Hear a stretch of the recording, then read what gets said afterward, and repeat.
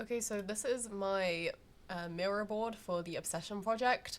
I just wanted to make a quick video sort of explaining it because I realized some connections and links may not be immediately obvious. I knew from the beginning I wanted to look at toys and dolls because that is a subject that has been very dear to my heart for a long time. One of the immediate places I looked at was sort of looking back into my own work, into sort of characters and dolls I'd been making as a child. Like, a lot of the stuff is from when I'm sort of between the ages of 11 and 15, sketching out doll characters and making these 3D dolls previously. And I kept coming back to this one specific character of the pink cat, who I drew over and over again as a child and sort of made a version of here. I knew I wanted to explore how to sort of recreate her with the skills I have as an adult rather than as like a little child who only had access to sort of spare parts and trash. So I drew out like drawings of the character, and I looked into sort of, you know, what dolls I would use now as sort of a baseline, and I wanted to stick with the Monster High line because that's where she was originally, but I wanted to keep it updated as well. So I found a 3D model for the character and sort of put that to work, ended up making a 3D printed version, and the entire process of that is documented more so in the PDF. But I wanted to look at this idea of like looking back into childhood a fair bit. Apologies. So I was looking into this idea of like embracing your inner child, healing your inner child, that sort of talking point that gets brought up quite a lot, of just sort of looking back at childish things as an adult and taking inspiration from them rather.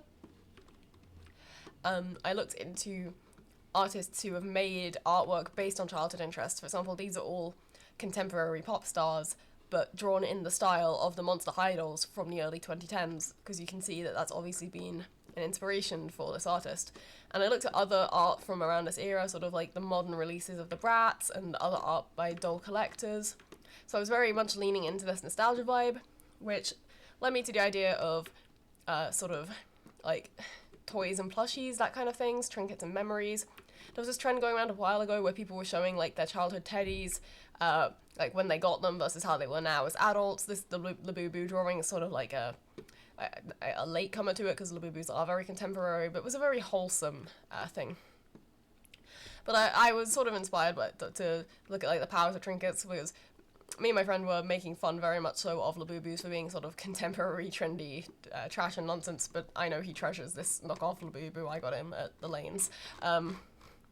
But I was looking at sort of the power those can have, and the ubiquity of Labubus was kind of an inspiration for this. I did not go out looking for these images of Labubus in the wild, I just found them in HMV. And I was like, okay, these things are everywhere, how can I sort of subvert that? And I saw that people had already been somewhat doing it in a way with these sort of horrific rabbit creatures that had been made with the Labubu face mold.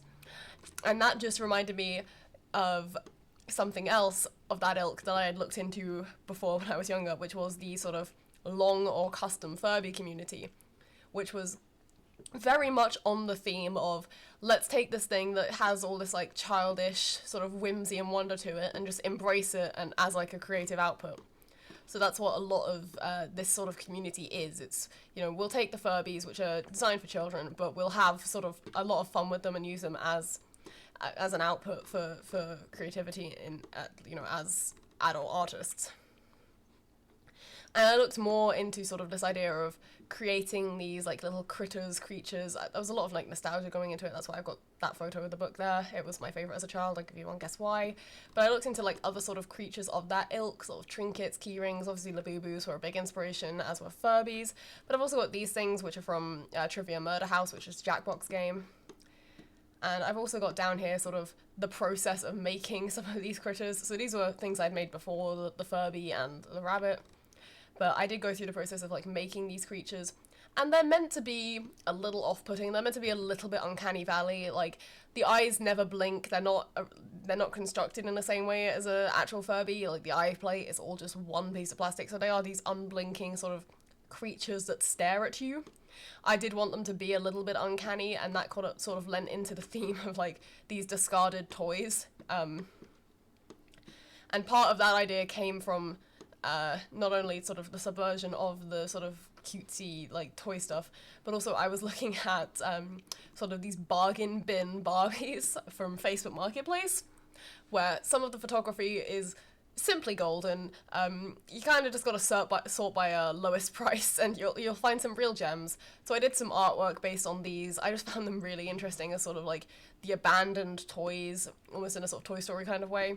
But when it came to marketing these sort of off-putting creatures I had made, so, you know, the half-formed doll and the sort of uncanny valley fur creatures that are not quite Furbies, but not quite something else either, I looked into sort of like doll marketing and also just sort of mass media with like the Barbie promotion, which felt linked because, you know, it's Barbie.